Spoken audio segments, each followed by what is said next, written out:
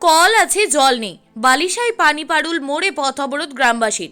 আমাদের জীবনে জলের গুরুত্ব অপরিসীম। জল ছাড়া স্তব্ধ হয়ে যাবে গাছপালা, পশু পাখির জীবন।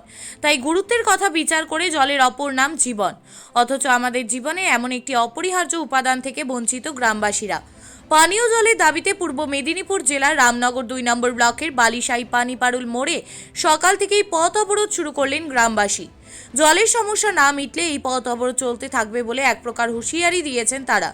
এদিকে তাদের এই অবরোধের জেরে বেশ কিছুক্ষণের জন্য রাস্তা অবরুদ্ধ হয়ে যায়, যান চলাচল ব্যাহত হয়। খবর পেয়ে ঘটনাস্থলে পৌঁছয় রামনগর থানার পুলিশ। ব্লকে ও থানায় তারা বিষয়টি জানায়। ঘটনাকে কেন্দ্র করে চাঞ্চল্য ছড়িয়ে পড়ে এলাকায়, যদিও পুলিশি হস্তক্ষেপে অবরোধ তুলে নেন।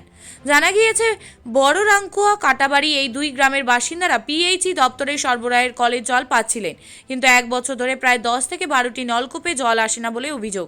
এই বিষয়ে তারা প্রশাসনের বিভিন্ন দপ্তরে জানিয়েছিলেন, কিন্তু তাতে কোনো লাভ হয়নি বলে অভিযোগ।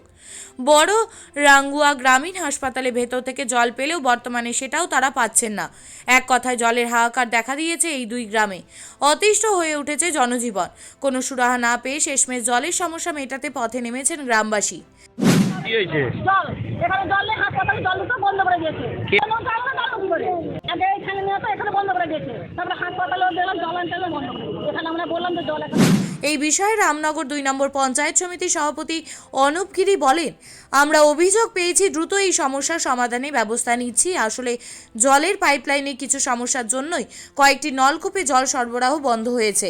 সংশ্লিষ্ট দপ্তরকে জানিয়ে জল সরবরাহ সঠিকভাবে করার জন্য দ্রুত পদক্ষেপ নিয়েছেন বলে আশা দিয়েছেন তিনি।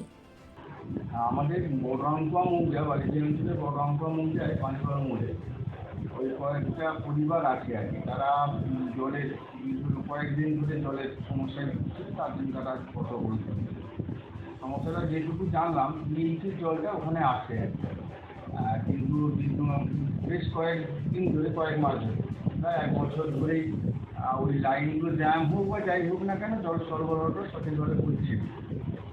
আজকে জানতে পেরে আমি আমাদের প্রশাসনের যে থানা থেকেও এসেছিল তারা, আর আমার সঙ্গেও কথা হয়েছে, পিএইচির ইঞ্জিনিয়ার, অ্যাসিস্ট্যান্ট ইঞ্জিনিয়ার সঙ্গে আমি কথা বলেছি।